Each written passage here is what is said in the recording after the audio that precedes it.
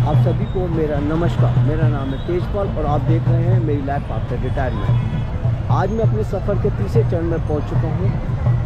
इस टाइम मैं नासिक में बहने वाली माँ गोदावरी के किनारे खड़ा हूं। इस नदी को दक्षिण भारत की माँ गंगा भी कहा जाता है। आज सबसे खुशी की बात यह है, आज छठ पूजा भी मनाई जा रही है। इसकी वजह से यहाँ किनारे बहुत ज़्यादा भीड़ है। अंकल न्यूज़ बना रहे थे। हाँ,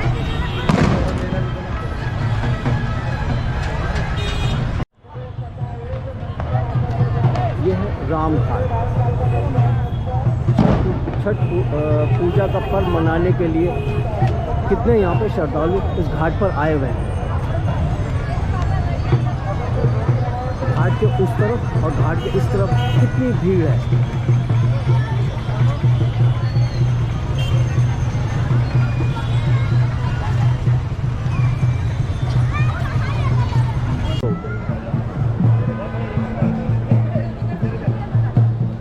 यूट्यूब चैनल है। हाँ,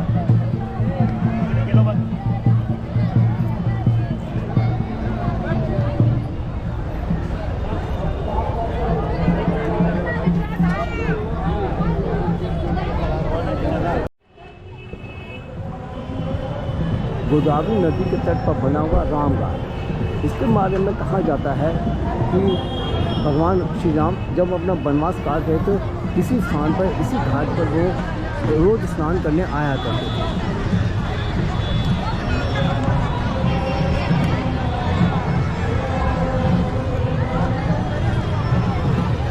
ये भी मान्यता है कि जो भी यहाँ पर स्नान करता है उसके सारे पाप धुल जाते हैं।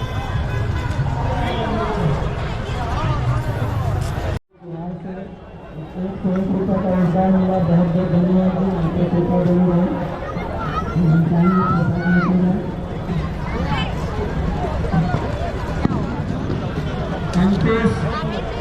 कुमार अगर लड़का किसी को मिला तो प्लीज उसे मंच तक लाई। पिछले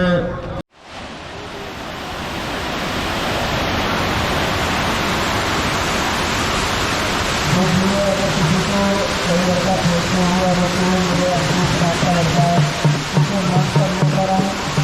नदी में स्नान करते हुए लोग और उनको मारा छठ पूजा मनाते हुए श्रद्धालु अगर किसी को कहीं मिले चारों तरफ का दृश्य अगर यहाँ से खड़े होकर देखते तो इस प्रकार दिखाई देता है।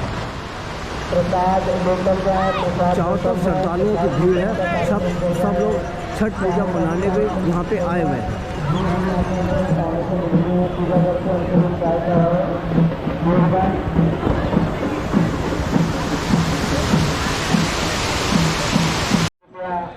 राम घाट पर छठ पूजा का पर्व मनाते हुए लोग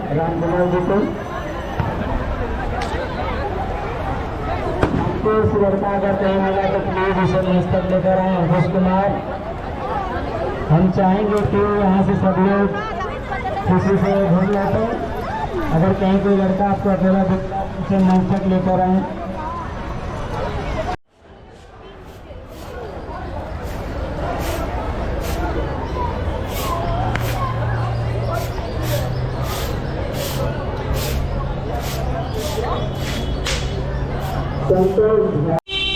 अब मैं पहुँच चुका हूँ पंचवटी पर।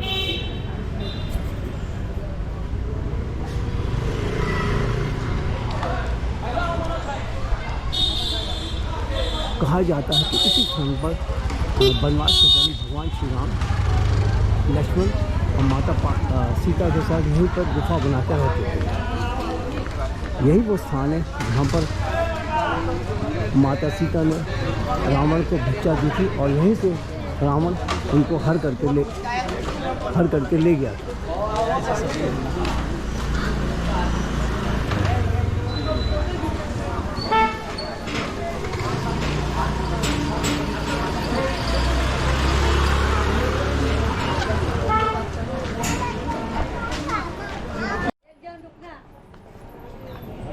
यह है श्री कालाराम मंदिर।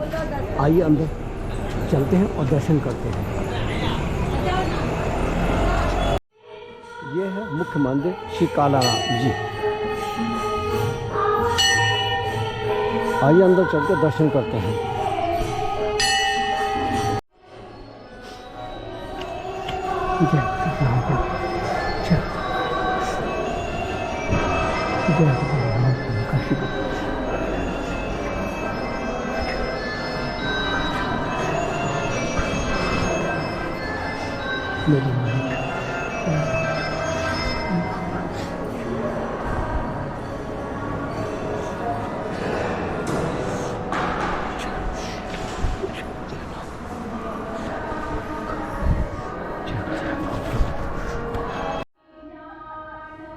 बाहर से काला राम मंदिर इस प्रकार दिखाई देता है।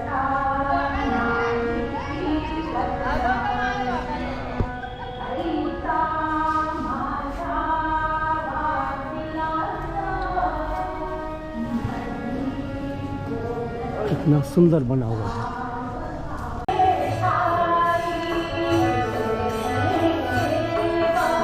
और यहाँ पर पूजा हो रही है।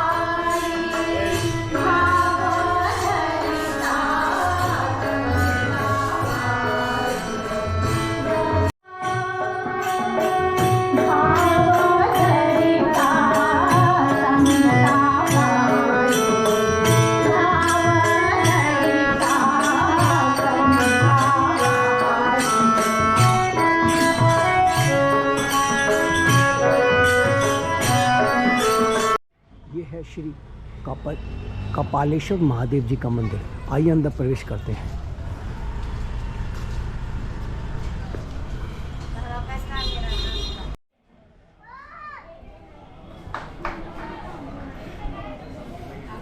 यह है श्री कपालेश्वर महादेव जी का मंदिर।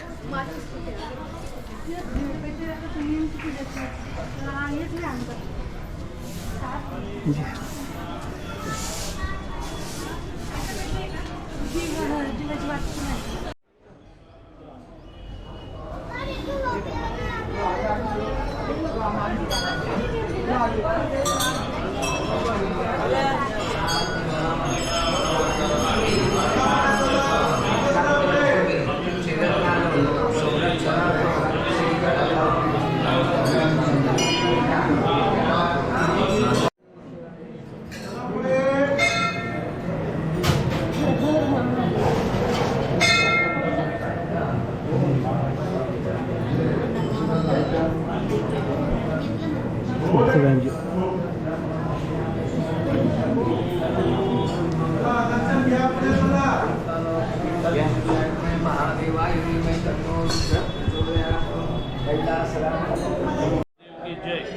ये बहुत ही प्राचीन मंदिर है।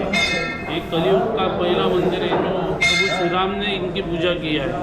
स्वयं शंकर जी ने अपने हाथ से स्थापन किया हुआ है महादेव कपालेश्वर का मंदिर है। इनके सामने नंदी ने, नंदी को क्यों नहीं तो नंदी को गुरु किया है शंकर जी ने यहाँ स्थान पे। एक ब्रह्मा के 5 मुख थे, तो 4 मुख जो थे वेद पठन करते थे। 5वां मुख जो था तो हमेशा शिव जी की और विष्णु जी की निंदा करता था। एक दिन क्रोध में आके शंकर जी ने अपने त्रिशूल से उनका 5वां मस्तक काट दिया ब्रह्मा जी का, तो उनको ब्रह्म हत्या का पातक लग गया। तो पूरे ब्रह्मांड में हमारे ब्राह्मण रूप में जाके पूरे जितने तीर्थ स्थान है वहाँ सब जगह उन्होंने स्नान किया, उनका पातक कहीं दूर हुआ नहीं। यहाँ नीचे अरुणा, वरुणा, गोदावरी 3 नदी का संगम है। यहाँ पे देव शर्मा नाम का पंडित रहते थे। उनके पास गाय और बैल था, सांड था। तो रात में वो गोठे में रुके थे, शंकर जी उनका संवाद सुन रहे थे। तो गाय बोलती कि भाई वो अपना पालनहार है, उसकी सेवा करना अपना धर्म है। तो नंदी बोलता मैं किसी की सेवा नहीं करूँगा, मुझे ऐसा ही चाहिए। मैं मुक्त रहना चाहता हूँ, मैं किसी के बंधन में रहना नहीं चाहता। तो माँ बोलती वो अपना धर्म है, उसको पालन पोषण वो अपना करता है, वैसा आप उसका भी सेवा करना अपना परम धर्म है। तो बोलता मैं किसी की सेवा नहीं करूँगा। बोलते तेरी मर्जी। माँ बोलती, वो शंकर जी जब सुनते तो नंदी अपनी माँ को बोलता मैं वो कल मेरे को नाक छेदन करने आएगा तो मैं उसे मार डालूंगा। बोलते तो ब्रह्मा हत्या का पातक लग चुका है। वो बोलता है मेरे को मालूम है मेरा पातक कहाँ दूर होता है। शंकर जी जब सुनते, जब वो सुबह पंडित जी गलम सदैया लेकर नाक छेदन के लिए आता है तो पंडित जी के पेट में उस नंदी सिंग मार देता है। पंडित जी जगह के ऊपर मर जाते हैं। तो नंदी जो पूरा सफ़ेद रहता है, पूरा ब्रह्म हत्या का पातक से काला पड़ जाता है। वो दौड़ते दौड़ते यहाँ नीचे अरुणा वरुणा गोदावरी 3 नदी के संगम पे आते हैं। शंकर भी उनके पीछे आते हैं। इसका पातक कहाँ दूर होता है वो देखने के लिए, तो वो वहाँ डुबकी लगाता है 3 नदी के संगम के ऊपर। तो कूदने के टाइम पानी में उसका श्वास लेने के लिए नाक जो रहते वो ऊपर रहता है और पूँछ का बालों का गोंडा ऊपर रह जाता है। बाकी वो आत्मस्वरूप होके ऊपर आ जाता है। जैसे पहले था वैसे वो ऊपर आ जाता है सफ़ेद होके। खाली 2 भाग काले रह जाते, उसका नाक और बालों का पूँछ का गोंडा। शंकर जी मन में विचार करते इसका पातक यहाँ दूर हुआ तो अपना क्यों नहीं हुआ। तो उन्होंने भी यहाँ डुबकी लगाई, अरुणा वरुणा गोदावरी के नदी 3 संगम में डुबकी लगाई, तो उनका भी पातक दूर हो गया। तो जो ब्रह्म कपाल था वो ऊपर जाने लगा। ब्रह्म कपाल ऊपर जाने लगा तो शंकर जी ने उन्होंने विचार किया कि अभी ऊपर जाके किस काम का नहीं, उसको पकड़ के आत्मरूप बनाया, अपना रूप दिया और यहाँ स्थापित कर दिया। यहाँ स्थापित करने के बाद उनको पूजा किया शंकर जी ने, विष्णु जी ने भी पूजन किया। उनके पीछे नंदी जी आए, नंदी महाराज जो गोरा था वो आया। शंकर जी बोलते हैं कि तुम यहाँ गुरु स्थान हो मेरे, आपके द्वारा मेरा यहाँ पातक दूर हुआ है, तो आप यहाँ मत रहो। शंकर जी बोलते हैं जहाँ चेला वहाँ तो गुरु, जहाँ गुरु वहाँ चेला है, आप मेरे गुरु हो।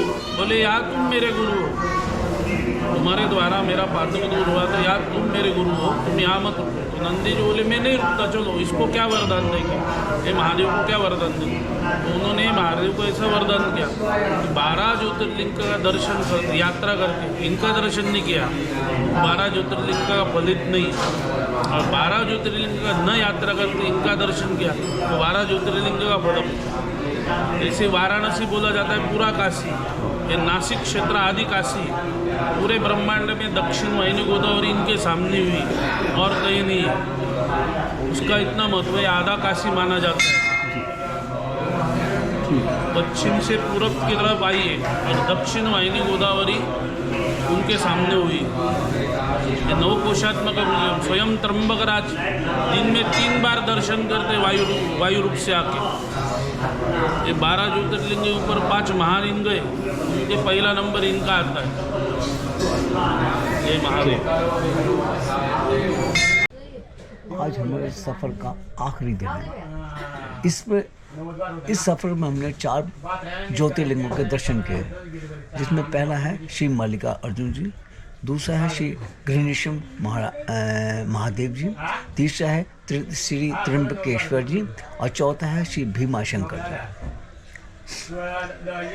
हम उस परमपिता परमात्मा के बड़े शुक्रगुजार हैं कि इनकी दया और आशीर्वाद से हमें ये हमारा सफ़र पूरा किया।